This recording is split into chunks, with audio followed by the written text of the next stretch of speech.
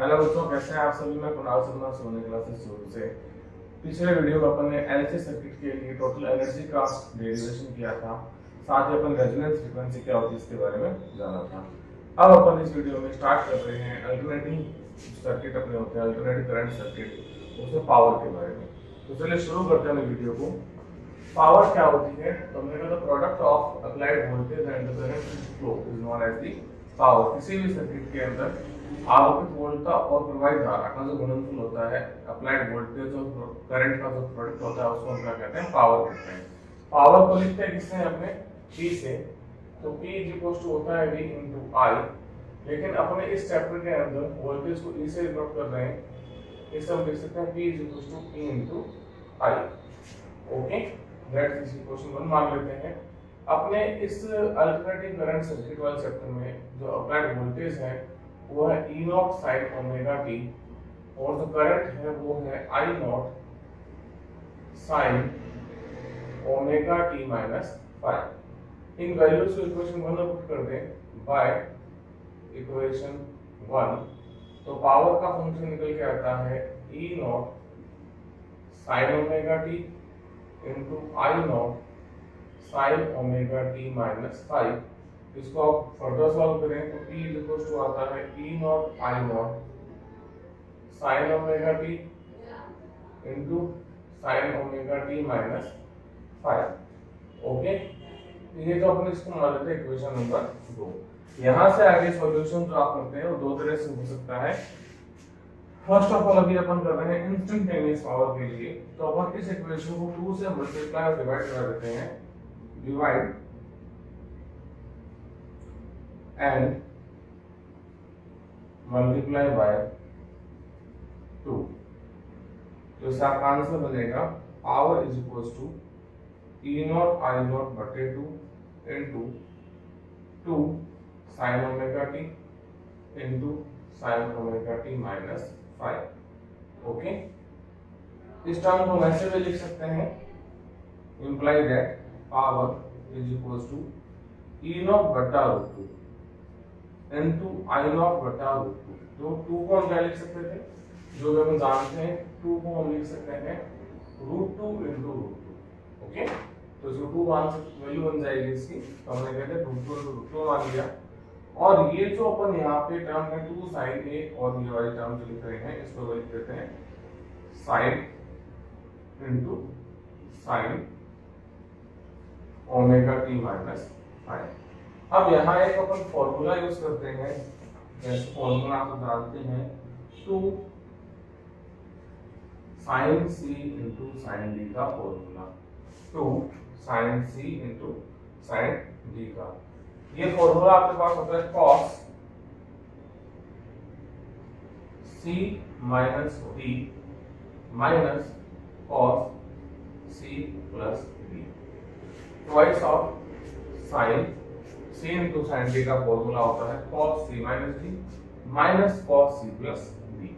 ये फॉर्मूला हम यूज कर सकते हैं। इस फॉर्मूले को इक्वेशन में पुट करें अपने, तो अपनी वैल्यू क्या बनेगी? देखिए, एक चीज और यहाँ पर हम साथ साथ कर सकते हैं, एंड इम्प्लीसिट प्रूफ करके आ गए थे E नॉट बटा रूट 2 तो होता है E आर एम एस के बराबर, एंड I नॉट बटा रूट 2 बराबर होता है I आर एम एस।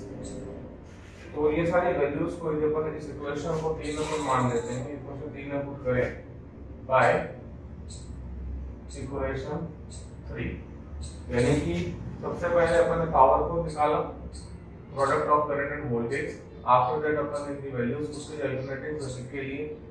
इसको फिर इक्वेशन 2 के बाद अपन ने सिंपलीफाई किया, 2 से गुणा और 2 से भाग कराया, तो अपने पास टर्म आई ये वाली। इस टर्म को अपन और आगे फर्दर सिंपलीफाई करें तो एक इक्वेशन बन रही है, देखो 2 साइन सी इंटू साइन टी, दो अलग अलग टर्म बन रही है यहाँ पे, आपको देख सकते हैं यहाँ पे दो अलग अलग वैल्यूज है। एक तो ये वाली वैल्यू ओमेगा टी और एक ओमेगा टी माइनस 5, इसको साइन सी मान लिया, इसको साइन टी मान लिया। अब इस जगह अपन फॉर्मूले की वैल्यू अप्लाई करेंगे यदि यहाँ पर, तो देखिए आपकी वैल्यू क्या बनेगी? नई वैल्यू पावर की, power is equal to E R M S I R M S, ठीक है, और ये वैल्यू आएगी cos, ठीक है, C माइनस टी। C की जगह कौन है? ओमेगा टी माइनस डी की जगह कौन है ओमेगा टी माइनस फाइव। ये आपकी टर्म बन जाएगी। देखिए cos सी की जगह ओमेगा टी और डी की जगह ओमेगा टी माइनस फाइव आ रहा है। माइनस का सिंबल लगाना है वापस से, फिर से cos और यहाँ पर c plus D omega t minus five. ये आपकी टर्म बन जाएगी। इसको फर्दर सॉल्व करें तो आपका आंसर आएगा power is equals to E R M S I R M S cos, फिर ओमेगा टी से ओमेगा टी कैंसिल आउट हो जाएगा, माइनस माइनस प्लस हो जाएंगे तो cos 5 बचेगा, तो ये बचेगा माइनस का cos 2 omega t minus 5। Okay, इसको और सॉल्व कर लेते हैं थोड़ा सा, तो टर्म बनेगी power is equals to E R M S I R M S cos 5 minus E R M S I R M S cos 2 omega t minus 5। ये आपके पास में पावर का डेरिवेशन आ गया। और ये पावर कौन सा है इंस्टेंटेनियस पावर, इंस्टेंटेनियस पावर, ठीक है, जिसको आप हिंदी में कहते हैं तात्क्षणिक शक्ति, तात्क्षणिक शक्ति, इंस्टेंटेनियस पावर का डेरिवेशन है। इसको पॉज करके डेरिवेशन को आप लिख लीजिए।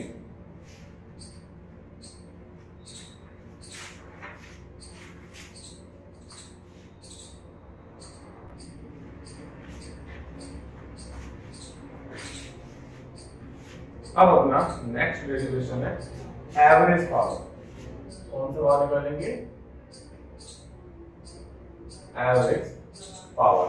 ओके, तो एवरेज पावर निकालने का मतलब है कि देखो जहां पे टाइम का फंक्शन आता है किसी फॉर्मूले में उसको इंस्टेंटेनियस पावर कहते हैं। हमें निकालना है एवरेज पावर, टोटल कितनी पावर एवरेज जो कि प्लस माइनस टाइम को जो फंक्शन हटा दे, तो एवरेज कितनी पावर कंज्यूम होगी किसी ऐसे सर्किट में उसको अपने को फाइंड आउट करना है। ओके, तो सबसे पहले अपन पावर का जो फॉर्मूला आपको मिला है इंस्टेंटेनियस का वो लिख लेते हैं। P is equals to E RMS I RMS cos 5 minus E RMS I RMS cos 2 omega t minus 5। ये अपने पास में एक फॉर्मूला इंस्टेंटेनियस पावर का मिला था अपने को। अब लोग एवरेज निकालना है, तो एवरेज पावर एक्चुअल में होती क्या है देखिए, किसी भी अल्टरनेटिव करंट सर्किट के लिए जो एवरेज पावर होती है P एवरेज, जिसको आप ऐसे भी दिखा सकते हो सिंबल लगा के एवरेज पावर के लिए, वो होती है product of root mean square value of voltage, root mean square value of current and power factor. यानी कि किसी भी एसी सर्किट के लिए the product of root mean square value of voltage, root mean square value of current and power factor जो होता है, तीनों का प्रोडक्ट जो होता है उसको हम क्या कहते हैं एवरेज पावर कहते हैं किसी भी अल्टरनेटिव सर्किट के लिए। ओके, तो अब इस सर्किट में अपने को यहाँ पर इसको प्रूव करना है कि एवरेज पावर होती है। तो मैंने आपको इसे बताया था कि किसी भी सर्किट में टाइम डिपेंडेंट वेरिएबल हो तो उसका एवरेज हमको फाइंड आउट करना हो तो उसका वैल्यू फंक्शन फॉर्मूला होता है P एवरेज बराबर इंटीग्रेशन P dt बटा टोटल टाइम इनटू T। लिख सकते हैं या इंटीग्रेशन dt को लिख सकते हैं या टोटल टाइम T भी लिख सकते हैं। यहाँ पे अपन जैसे क्या है इस चीज को, जब अपन ने एवरेज करंट निकाला था, एवरेज साइकिल निकाला था एसी सर्किट के लिए, एसी करंट के लिए, तो देखिए इसमें अपन ऐसे लिख सकते हैं पावर और एवरेज वैल्यू कितनी होगी, तो 1 अपॉन t को तो अपन साइड में लिख दें और इसका अपन लिख देते हैं p dt। ओके, और एवरेज कहां से कहां तक निकालना है अपने को, 0 से लेकर कैपिटल T तक टाइम के लिए निकालना है, 0 से कैपिटल T टाइम के लिए पूरी साइकिल के लिए। तो आप इसको लिख सकते हैं p एवरेज बराबर 1 अपॉन t इंटीग्रेशन 0 से t, और पावर का टोटल इंस्टेंटेनियस वैल्यू कितना है आपके पास में E RMS I RMS cos 5 minus E RMS I RMS cos 2 omega t minus 5। पास में क्या पड़ा था ये dt। इससे इंटीग्रेशन को दो टुकड़ों में तोड़ा जा सकता है। आप क्या लिख सकते थे p एवरेज बराबर, देखो दोनों में कॉमन कौन आ रहा है, ई कॉमन ले लेते हैं, बटा में t पड़ा है आपके पास में, और अपने फर्स्ट इंटीग्रेशन कर रहे हैं 0 से t cos phi dt का, माइनस इंटीग्रेशन कर रहे हैं 0 से t cos 2 omega t minus five into dt का। ये अपने पास में अपन डिफरेंशिएशन कर रहे हैं, फिर इंटीग्रेशन कर रहे हैं, दो टुकड़ों में अपन इसको तोड़ लिया। अब यहाँ पर अपने पास में इसको आगे सॉल्व करने के लिए कॉमन ले रहे हैं cos phi को, बाहर निकाल लेते हैं।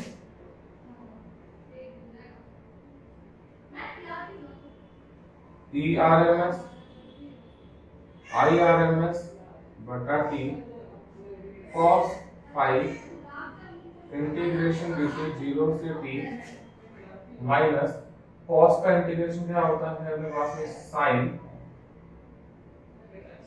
2 ओमेगा t माइनस फाइव बटा एक्स्ट्रा वेरिएबल का डिफरेंशिएशन करके भाग में लिख देंगे 2 ओमेगा और लिमिट लगा देंगे 0 से t। ओके, इसको आगे सॉल्व करते हैं। देखिए इम्प्लाई दैट p एवरेज बराबर PRMS IRMS बटा t cos phi dt का क्या बन जाएगा अपने पास में t लिमिट 0 से t, अपर लिमिट माइनस क्या करते हैं लोअर लिमिट, तो टर्म बनेगी sin 2 omega capital T minus five बटा 2 ओमेगा, और जीरो रखेंगे तो माइनस वैल्यू कितनी आ जाएगी आपके पास में 0, क्योंकि ये फेज डिफरेंस जो है वो इनिशियल में फेज डिफरेंस t बराबर 0, फेज डिफरेंस कितना हो जाएगा आपके पास में 0 हो जाएगा। ओके, अब यहाँ पर अपन इसको सॉल्व करें तो वैल्यू बनेगी आपके पास में average power is equal to E RMS IRMS बटा t into cos phi into upper limit minus lower limit 0, और माइनस ये बन जाएगा, अपन पीछे लिख सकते हैं ओमेगा कैपिटल T को 2 पाई मान सकते हैं, एंड जो आपके पास sin 2 पाई हो या फिर आपके पास में sin 4 पाई हो, इन सबकी वैल्यू कितनी होती है 0, तो ये पूरी टर्म ही कितनी हो जाएगी लास्ट वैल्यू में यहाँ पे कि 2 ओमेगा t को 2 पाई रखेंगे तो sin 4 पाई बनेगा, और sin 4 पाई की वैल्यू कितनी होगी 0। ये जो फाइल लिख रखा है मैंने फेज डिफरेंस, इनिशियल टाइम पे फेज डिफरेंस कितना ले सकते हैं अपने 0 कैलकुलेट कर सकते हैं, तो ये पूरा टर्म ही कितना हो जाएगा, जो वाला 0 हो जाएगा, तो इस पूरे टर्म को अपन लिख दिया 0। इसको अंदर मल्टीप्लाई करा दीजिए तो p एवरेज बराबर ERMS IRMS cos phi, ये हमको प्रूव करना था, ये अपने पास में आ गई एवरेज पावर, ये से t कैंसिल आउट हो जाएगा। ये 0 मैंने कैसे लिया उसको रिपीट कर रहा हूं एक बार के लिए, कि जब भी अपने पास में फेज डिफरेंस अपन ले रहे हैं, टाइम के वेरिएबल लगा रहे हैं 0 से t तक, तो टाइम चेंज हो रहा है वेरिएबल के साथ में, तो इनिशियल टाइम के लिए अपने पास फाइल जो फेज डिफरेंस है उसको अपन कितना कैलकुलेट कर सकते हैं 0। फेज डिफरेंस 0 होगा, sin 2 ओमेगा t बनेगा, sin 2 ओमेगा t की जगह में 2 पाई रखा, तो ये sin 2 पाई हो चाहे sin 4 पाई हो चाहे sin 2n पाई हो, उन सब का वैल्यू कितना होता है 0, तो लास्ट टर्म 0 हो जाएगी, एंड आपको इसे गुणा मिला के हम सॉल्व करेंगे तो अपने पास में average power, okay, power factor. Power factor क्या होता है, तो किसी भी अल्टरनेटिव करंट सर्किट में, अभी अपन ने लिखा था जैसे एवरेज पावर निकाली थी, एवरेज पावर का आंसर आया था ERMS इंटू IRMS इंटू क्या आया था ये cos phi, तो यहाँ से भी मैं इसको प्रूव करूँ तो अपना आंसर आता है cos phi is equal to average power बटा ERMS इंटू IRMS लिख सकते हैं इसको हम करें cos phi बराबर एवरेज पावर बटा virtual power is known as the power factor, ठीक है। यानी cos phi यहाँ पे किसको डिनोट करता है, पावर फैक्टर को, तो हम कह सकते हैं the ratio of average power to the virtual power is called power factor. Okay, so it is denoted by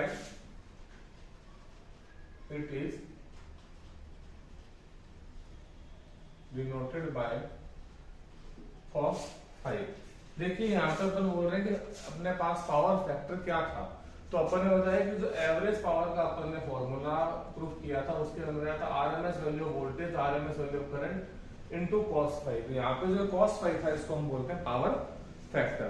define definition क्या कह सकते हैं, the ratio of average power to the virtual power is known as the power factor. ये virtual power क्या होती है, तो पिछले चैप्टर में अपन इसे पढ़ चुके हैं, चैप्टर पीछे आए थे वीडियोस, जिसमें हमने पढ़ा था कि किसी भी सर्किट के अंदर जैसे पंखा है, लाइट है, जो भी एसी सर्किट अपन यूज कर रहे हैं उसमें तो करंट फ्लो होता है, वो आरएमएस वैल्यू ऑफ करंट है, root mean square value of current अपन यूज कर रहे होते हैं। तो ये root mean square value of जो करंट अपन बता रहे हैं ये एक्चुअल में कौन सा करंट है जो उस पूरे सर्किट में टोटल टाइम इंटरवल में पूरा फ्लो हो रहा होगा। तो उस करंट के लिए जो पावर कंजप्शन है उस पावर को हमने क्या नाम दे दिया, average power, sorry virtual power.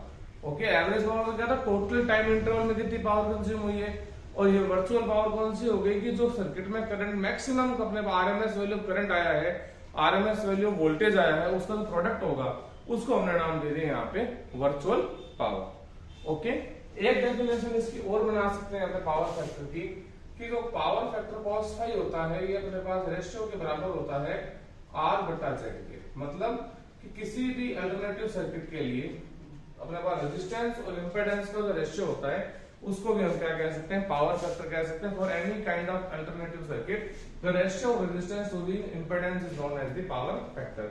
एक डेफिनेशन इसकी और बना सकते हैं, for any alternative current circuit the cosine value of phase difference, for any alternative current circuit the cosine value of phase difference.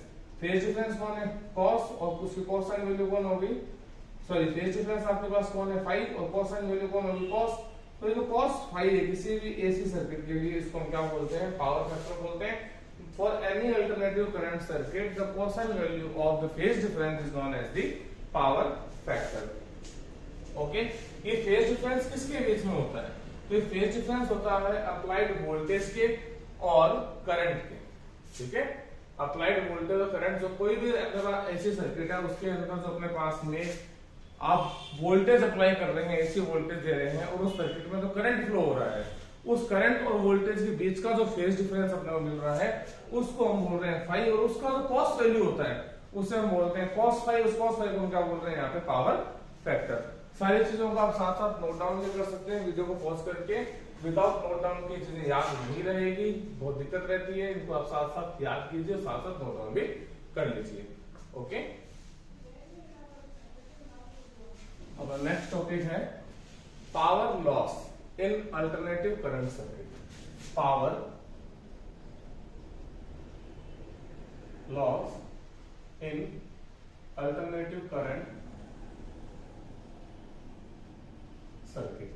Alternative current circuit में power loss कितना होगा, तो ये बहुत सिंपल सी बात है कि कोई भी अल्टरनेटिव करंट सर्किट है उसमें जब रेजोनेंस की कंडीशन मिलेगी आपको तब पावर लॉस मैक्सिमम हो जाएगा।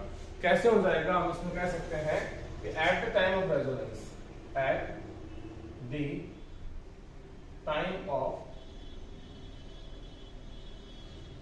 रेजोनेंस आपके पास में एक्सएल किसके बराबर आया था, एक्ससी क्या आया था, एंड जो आपका जेड इंपेडेंस थी जिसमें कन्वर्ट हो गया था जेड मिनिमम में कन्वर्ट हो गया था, रेजिस्टेंस आपके पास में कम से कम हो गई थी, और ये जेड मिनिमम कितना हो गया था आपका, सोल्व किया था अपन ने, जेड बराबर अंडर रूट ऑफ वैल्यू थी R square plus XL minus XC का होल स्क्वायर। इसमें वैल्यू पुट करेंगे तो जेड मिनिमम बराबर आपके पास में किसके आ गया था, आर के।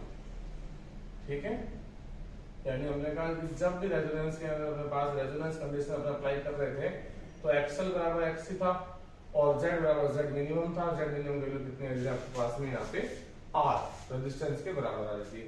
तो अब पावर फैक्टर इसमें मैक्सिमम कैसे हुआ, देखो आपने कहा P average power is equal to E RMS into IRMS into cos phi. Okay, अब रेजोनेंस के समय cos फाई किसके बराबर होगा? cos फाई बराबर होता है R बटा Z के फॉर रेजोनेंस। Z बराबर किसके आ रहा है वापस से R के लिए, तो अपने cos फाई किसके बराबर हो गया? R बटा R। cos फाई बराबर कितना उतर आ रहा है? 1। cos फाई 1 आ रहा है, इसका मतलब आपका पावर लॉस कितना हो गया? P एवरेज कितना आंसर आ रहा है? E RMS into IRMS। ये मैक्सिमम वैल्यू है, ये पावर कंजप्शन की मैक्सिमम वैल्यू है जो आपकी किसी भी सर्किट में पावर कंज्यूम कर रही है। यदि मैं ऐसे कर दूं by Ohm's law E RMS बराबर किसके होता है? I RMS इंटू R के। तो ये क्या बन जाएगा? एवरेज पावर बराबर आपके पास आंसर आएगा I RMS का स्क्वायर इंटू R के, या तो पावर का फॉर्मूला ये बन जाएगा पावर लॉस का, या आपके पास बन जाएगा E RMS का स्क्वायर बटे R। ये आपके पास में फॉर्मूला बन जाएगा पावर लॉस। कहने का मतलब कोई भी अपने पास में सर्किट है, अल्टरनेटिव करंट सर्किट है, उसमें आप क्वेश्चन पूछा जाए कि उसमें मैक्सिमम पावर कंजप्शन कब होगा, तो आप ये कह सकते हैं कि किसी भी अल्टरनेटिव करंट सर्किट के अंदर जब हमको रेजोनेंस की कंडीशन मिल रही होगी तो पावर लॉस जो होगा वो पीक पर होगा, मैक्सिमम होगा। कि पीक पर पावर लॉस कितना हो सकता है मैक्सिमम, उसके लिए अपन ने इसको फॉर्मूला लगाया एवरेज पावर जो कंज्यूम हो रही थी सर्किट में। वहां पे अपन ने cos फाई का वैल्यू निकाला जो पावर फैक्टर था। पावर फैक्टर कितना है आपके पास? 1 आया। 1 मतलब मैक्सिमम है कि cos की वैल्यू 3 ही हो सकती है, या तो मैक्सिमम होगा तो 1 होगा, मिनिमम होगा तो -1 होगा, वरना 0 हो सकता है। तो हमने कहा cos फाई मैक्सिमम हो रहा है यहाँ पे अपने पास। cos फाई मैक्सिमम है, इसका मतलब अपने पास में जो पावर जो कंजप्शन है यहाँ पे क्या होगी? मैक्सिमम। आफ्टर दैट चाहे तो उसको आप आई के रेस्पेक्ट में निकाल लो, चाहे वोल्टेज के रेस्पेक्ट में निकाल लो, ये पावर लॉस मैक्सिमम यहाँ पे हो सकता है। इसको नोट डाउन कीजिए, अब सॉल्व कर देते हैं। नेक्स्ट अपना डेरिवेशन है बैंडविड्थ का। अपना नेक्स्ट डेरिवेशन करते हैं बैंडविड्थ का। इसके ऊपर जो पावर लॉस करके अपन जो cos फाई निकाल रहे हैं पावर फैक्टर, इसकी अलग अलग वैल्यूज भी अपन एक मैं आपको इसके बताऊंगा, जिसके अंदर अपने बता सकते हैं कि कब कब अपने पास में फाई की वैल्यू चेंज होगी तो पावर लॉस या पावर फैक्टर की वैल्यू चेंज होती रहेगी। अपन आगे पढ़ेंगे, पहले अपन सॉल्व करते हैं बैंडविड्थ।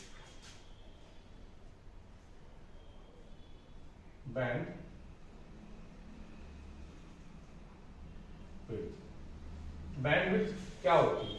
तो किसी भी अल्टरनेटिव करंट सर्किट के लिए अपने पास में दो फ्रीक्वेंसीज का जो डिफरेंस होता है, ठीक है, उसको हम क्या कहते हैं? बैंडविड्थ कहते हैं। कोई भी अल्टरनेटिव करंट सर्किट है उसके अंदर अपने पास में फ्रीक्वेंसीज का डिफरेंस जो है, ये फ्रीक्वेंसी कौन सी फ्रीक्वेंसी डिफरेंस है? तो वो पर्टिकुलर फ्रीक्वेंसी जहां पे पावर कंजप्शन है वो मैक्सिमम का आधा रह जाता हो। यानी मैं कह सकते हैं for any kind of alternative current circuit the difference of frequencies at which power become half of its initial value is known as the bandwidth. लिख देता हूं यहां पे the difference of frequencies at which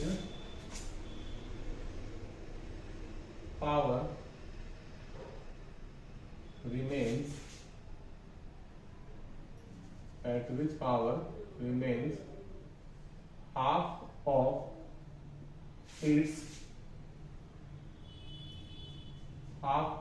its initial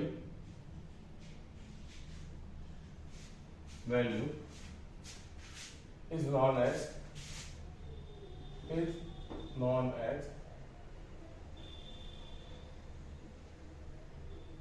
bandwidth. यानी किसी भी alternative circuit के लिए फ्रीक्वेंसीज के वो वैल्यू जहां पावर इनिशियल वैल्यू की आधी रह जाती हो, इनिशियल वैल्यू की जो है पावर आपके पास में वो आधी रह जाती हो, उसको हमने क्या नाम दे दिया?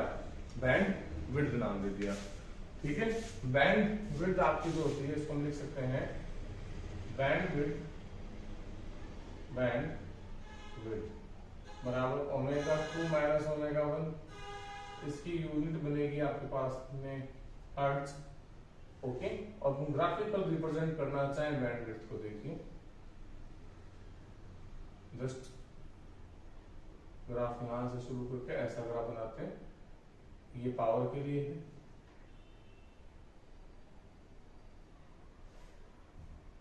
इस पे पावर मैक्सिमम, ये एवरेज पावर अपने पास आ गई, मैक्सिमम वैल्यू आ रही है, ये पॉइंट है अपने पास में जहां पावर मैक्सिमम की आधी रहेगी, ये वाला पॉइंट ए और ये वाला पॉइंट बी, यहाँ पे पावर मैक्सिमम कंजप्शन हो रहा है, यहाँ पे omega less than omega R है, यहाँ ओमेगा बराबर ओमेगा आर है, यहाँ ओमेगा बड़ा ओमेगा आर है, ठीक है। यानी अप्लाइड फ्रीक्वेंसी रेजोनेंस से कम है, अप्लाइड फ्रीक्वेंसी रेजोनेंस फ्रीक्वेंसी बराबर है, अप्लाइड फ्रीक्वेंसी रेजोनेंस फ्रीक्वेंसी से कम है, सॉरी ज्यादा है। और यहाँ पर ये जो पॉइंट आ रहे हैं, देखो एक तो ये वाला पॉइंट और एक बी के नीचे ये वाला पॉइंट, तो इसको हम कह रहे हैं ओमेगा 1 और इस पॉइंट को हम कह रहे हैं ओमेगा 2। तो ओमेगा 1 और ओमेगा 2 के बीच का डिफरेंस जो है ओमेगा 2 माइनस ओमेगा 1, इसको हम क्या कहते हैं, बैंडविड्थ। किसी भी एसी सर्किट के लिए, किसी भी रेजोनेंस सर्किट के लिए जो रेजोनेट करता है, रेजोनेंस होती है सर्किट में, उस सर्किट के लिए अपने पावर और फ्रीक्वेंसी के बीच में ग्राफ प्लॉट करें, और ग्राफ की शेप कुछ ऐसी आ रही है जहां पे ये पीक वैल्यू ऑफ पावर है, पीक वैल्यू ऑफ करंट है, और उसके दो पॉइंट, पर्टिकुलर पॉइंट ऐसे जहां पे पावर मैक्सिमम पावर की हाफ रिपेयर जाती हो, उन पॉइंट की फ्रीक्वेंसी में डिफरेंस है, उसको हम क्या कहते हैं, बैंडविड्थ। और ये ग्राफ में जो अपन ने पॉइंट लिखा है omega less than omega, omega बराबर omega, omega greater than omega, तो ओमेगा यहाँ पे अप्लाइड फ्रीक्वेंसी है, ओमेगा और यहाँ पे रेजोनेंस फ्रीक्वेंसी है, जिसकी वैल्यू अपने पीछे प्रूफ की थी, रेजोनेंस फ्रीक्वेंसी बराबर होता है 1/√LC, यानी कि अप्लाइड फ्रीक्वेंसी रेजोनेंस से कम है, अप्लाइड फ्रीक्वेंसी रेजोनेंस के बराबर है, अप्लाइड फ्रीक्वेंसी रेजोनेंस फ्रीक्वेंसी से ज्यादा हो चुकी है, ठीक है। सिंपल सा ग्राफ है, इसको आप प्लॉट कर लीजिए, बना लीजिए। इसके बाद अपन इस ओमेगा 2 माइनस ओमेगा 1 की वैल्यू को फाइंड आउट करते हैं, ओके। अब अपन वैल्यू निकालते हैं बैंडविड्थ की। पीछे वाला सारा नोट डाउन कर लिया होगा, सारे टॉपिक्स को साथ साथ याद करते चलें, कोई भी टॉपिक को साथ ऐसे ना छोड़ेंगे, बातें पढ़ लेंगे कि एक साथ पढ़ने में सब चीजें खिचड़ी सी बन जाती है, याद नहीं रहती। तो कुछ बच्चे बोल रहे थे पेपर में मुझे क्वेश्चन समझ में नहीं आता, ऐसा कुछ भी नहीं, क्वेश्चन इसी में से आना है, लैंग्वेज थोड़ी आगे पीछे हो सकती है, जो बच्चा पूरा पढ़ के जाएगा उसे क्वेश्चन भी समझ में आएगा, आंसर भी समझ में आएगा, उसके नंबर सबको समझ में भी आते रहेंगे, ठीक है। तो चलिए अपन शुरू करते हैं नेक्स्ट डेरिवेशन, जिसका नाम है बैंडविड्थ का मैथमेटिकल एक्सप्रेशन। पेपर में क्वेश्चन भी आ सकता है, prove that the value of the, find out the value of bandwidth. तो सबसे पहले अपन इसमें देखो एक ग्राफ बना लेते हैं, जो हमने बनाया था, आसान सा ग्राफ है। यहाँ तो अपने पास है कि फ्रीक्वेंसी, यहाँ पे आपके पास में इस एक्सिस है पावर, ओके। ग्राफ कुछ इस तरह चलेगा,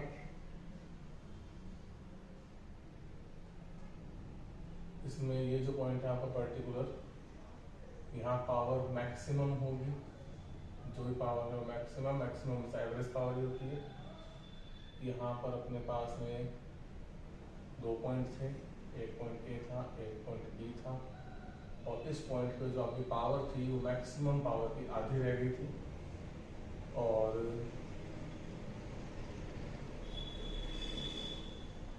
यहाँ पे अपन ने प्लॉट किया था पॉइंट को ओमेगा 1, और यहाँ प्लॉट किया था अपन ने पॉइंट ओमेगा 2, ओके।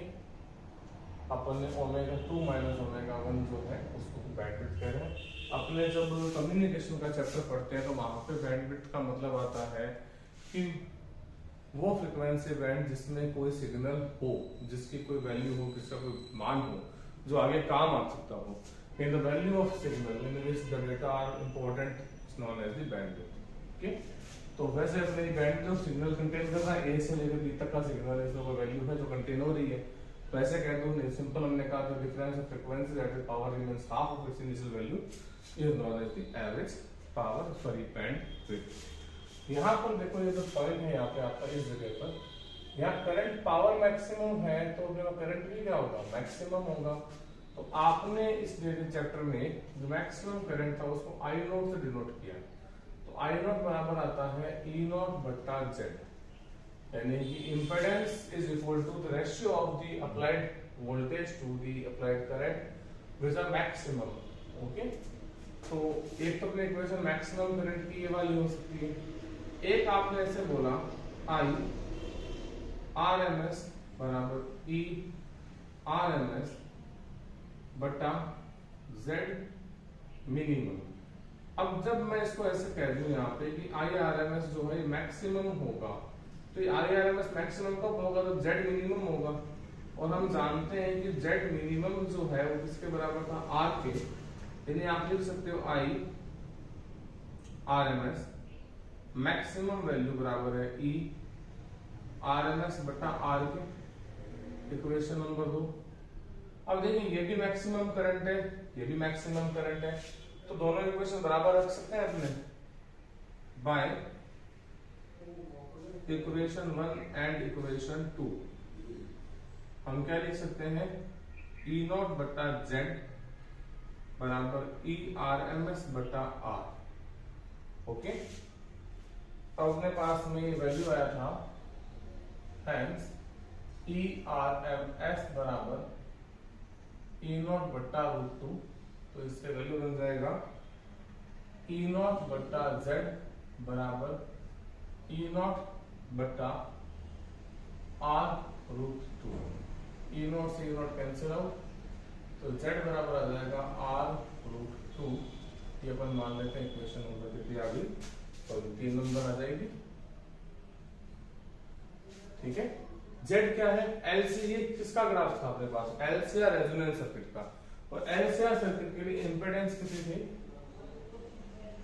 और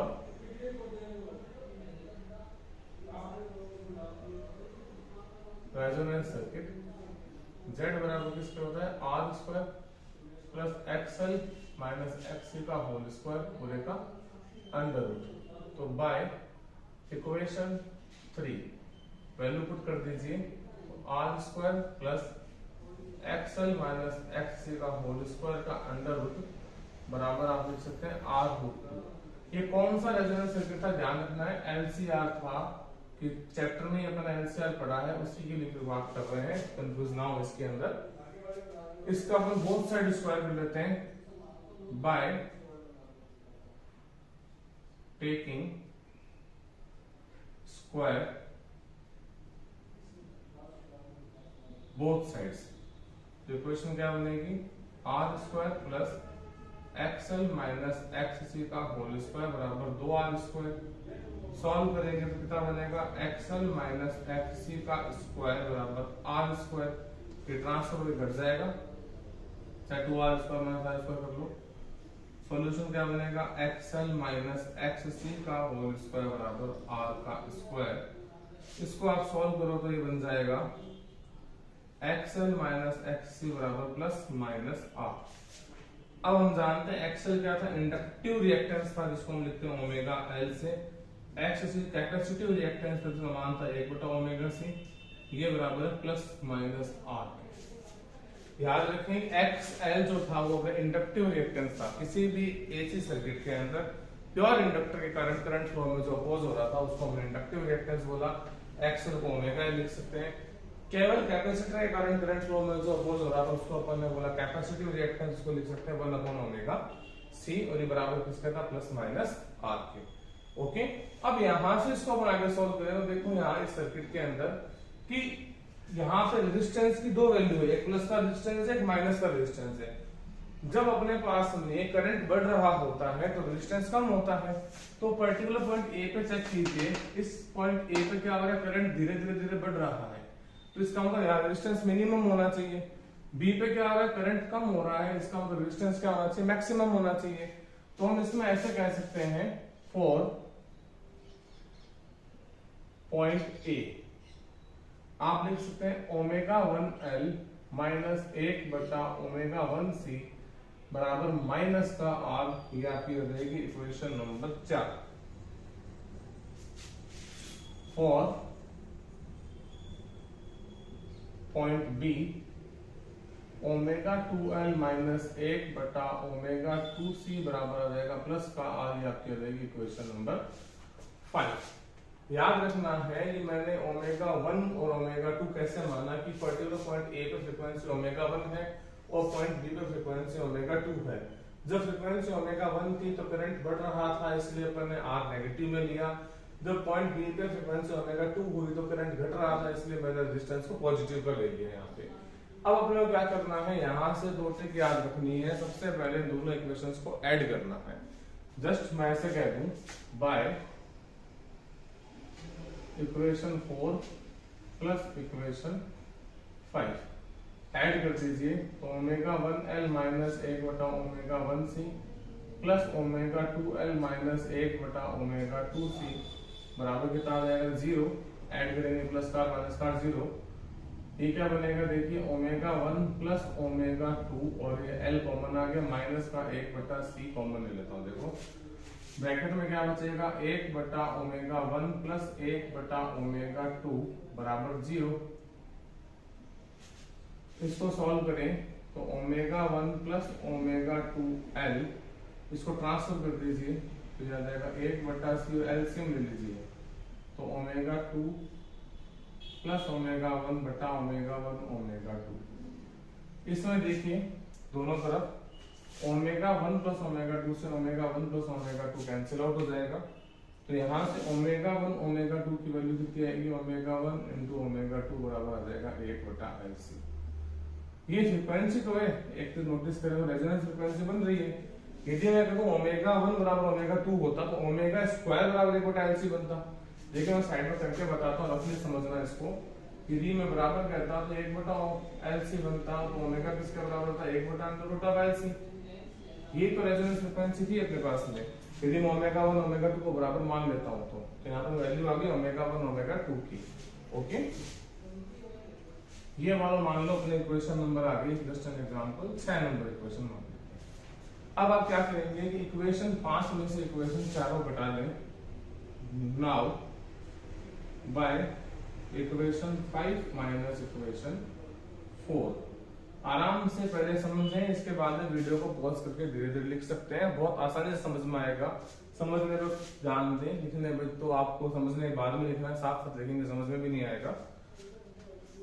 देखो उसमें घटा देते हैं तो आपका बनेगा ओमेगा 2L माइनस 1 बटा omega 2C minus omega 1L minus 1 बटा ओमेगा 1C बराबर R माइनस माइनस R। ये मैंने इक्वेशन 5 में से इक्वेशन 4 को घटा दिया, सबट्रैक्ट कर दिया।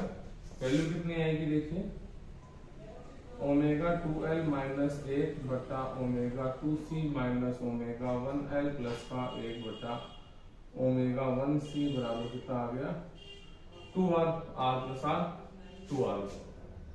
ओके, इसको और सिंप्लीफाई कर लेते हैं। देखिए ओमेगा 2 माइनस ओमेगा 1 लेके L कॉमन आ रहा है देखो फर्स्ट और थर्ड टर्म में, और उसके बाद वाली टर्म जो अपन लिख रखी है उसमें मैं लिखता हूं 1 बटा C। यदि मैं कॉमन लेता हूं तो उत्तर आता है ओमेगा 1 माइनस 1 बटा ओमेगा 2 बराबर किसके आ रहा है 2R आ रहा है। यहां तक कोई दिक्कत है किसी को? ओके, अब देखो इसको मैं साइड में वहां कर देता हूं, जगह है उसमें हो जाएगा आराम से इतने में।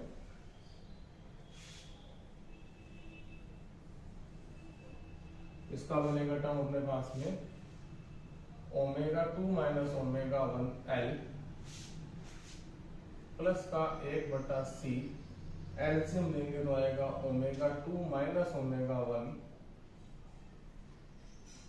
ओमेगा 2 माइनस ओमेगा 1 बटा में ओमेगा 1 ओमेगा 2 बराबर में 2R। देखिए एलसीएम लेंगे तो ओमेगा 1 ओमेगा 2 एलसीएम आ जाएगा और ओमेगा 2 माइनस ओमेगा 1 की टर्म बन जाएगी। इसमें अपने ऐसे कह सकते हैं by use of equation 6। Equation 6 में ओमेगा 1 ओमेगा 2 की जगह पे L और C रखा हुआ 1 बटा L से रख सकते हैं। देखिए वहां की वैल्यू पुट करूं मैं तो ये बनेगा omega 2 minus omega 1 L plus 1 बटा C गुणा ओमेगा 2 से वैल्यू रखा 1 बटा LC ओमेगा 1 ओमेगा 2 की जगह इनटू ओमेगा 2 माइनस ओमेगा 1 बराबर किसके आ रहा है ये वैल्यू 2R बराबर किसके है ये 2r।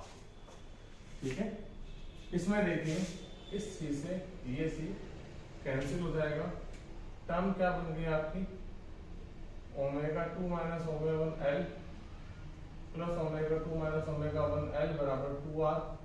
ये टर्म दो बार आ रही है, तो 2 ओमेगा 2 माइनस ओमेगा 1 एल बराबर 2r। 2 से 2 कैंसिल आउट, तो आपका आंसर आया ओमेगा 2 माइनस ओमेगा 1 बराबर r बटे L. This is the value of bandwidth. इसकी वैल्यू आ गई मेरे पास में, बैंडविड्थ की वैल्यू आ गई। ओके, यानी यहाँ पे जब हम सॉल्व करके आएंगे आगे से, तो अपने पास में वैल्यू आ जाएगी बैंडविड्थ की ओमेगा 2 माइनस ओमेगा 1 बराबर r बटा L. Okay, thank you.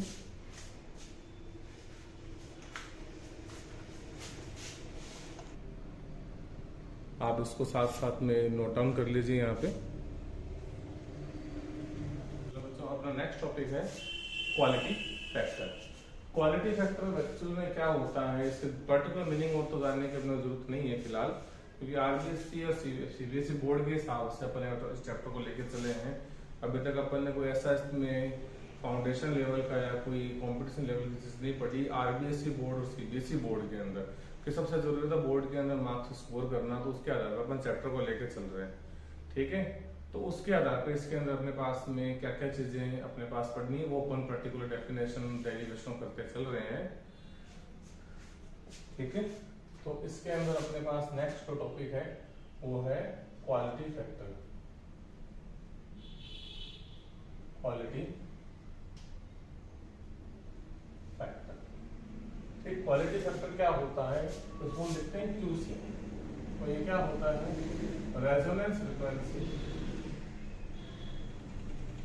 Resonance frequency बटा